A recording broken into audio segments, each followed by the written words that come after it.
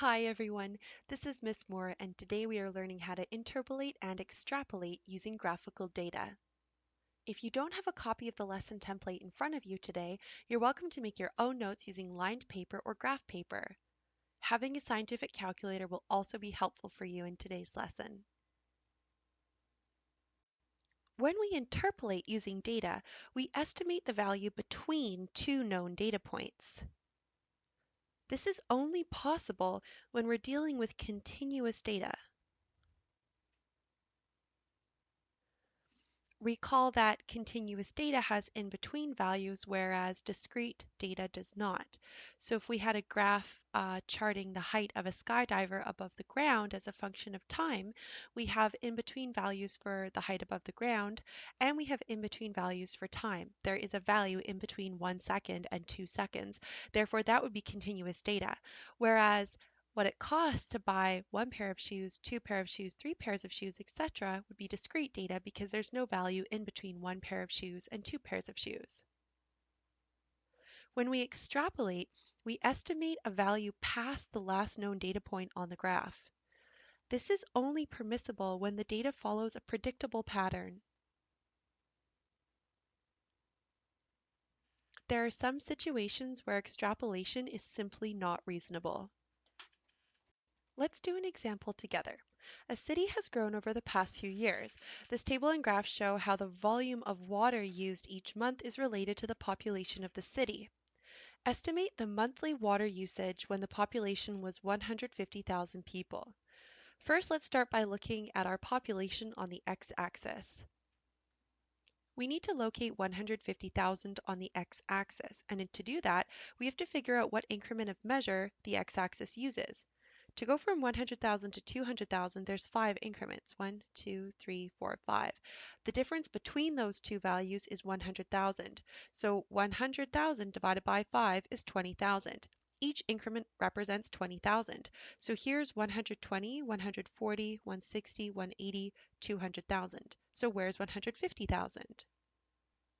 Well, it's halfway between 140 and 160, which puts us about here. We'll read up to the graph value using this position. We're about here on the graph. Now we read across to the y-axis.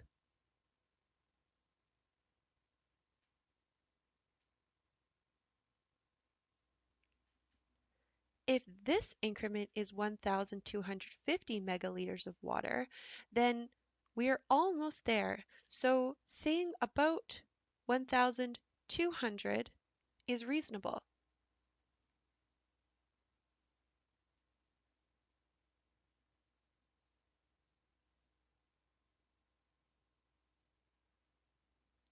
We use this symbol as approximately equal to indicate the fact that we have just interpolated. In part B, it asks us to estimate what the population was when the monthly water usage was 1,400 megaliters per month. In this case, we use the same process, but we start at the y-axis. Pause the video here while you try this one on your own. Starting by estimating 1,400 on the y-axis, we travel across to the graph and then move down to see what the corresponding x value must be. My value landed partway between 180 and 200, so I'm just going to call it 190,000 people and use my approximately equal to sign. Part C asks us to predict what the water usage will be when the population is 260,000 people. You'll notice that this is off the graph. This is where extrapolation comes in. Start by using a ruler to extend the x-axis. If you had your graph overlaid on a grid with more values, this would be a little easier, but we'll have to estimate the next location of the grid points. This takes us to 220, 240, 260, 280. So this is right about where we need to be for 260. Now we need to extend our graph. Fortunately, we're dealing with a nice linear relation here.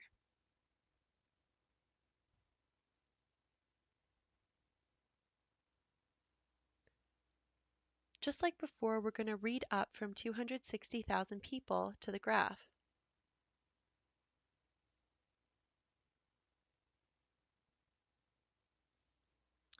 This has us at just less than 2,000 megaliters per month.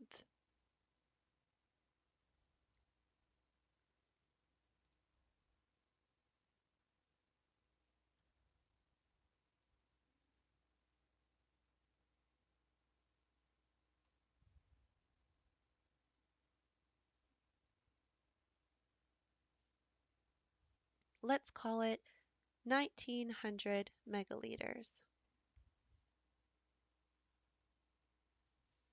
In our next example, we have a graph showing how the distance traveled by a car on the highway changes as a function of time. To create this graph, the passenger recorded how far they had traveled every hour and then drew a line through the points. Please try this example parts A through D on your own and pause the video here while you do it. After 1.5 hours, I estimated that the car had traveled about 120 kilometers. And in order to drive 300 kilometers, I estimated that it took the car 3.75 hours. To do part C, we have to extrapolate, which involves extending the x-axis and the graph and relying on its linear pattern to estimate our next point. I got a distance of approximately 390 kilometers. But how about part D? Why might extrapolating to determine the answer for C be unreasonable? Well, the reality is that we don't know what the car does next.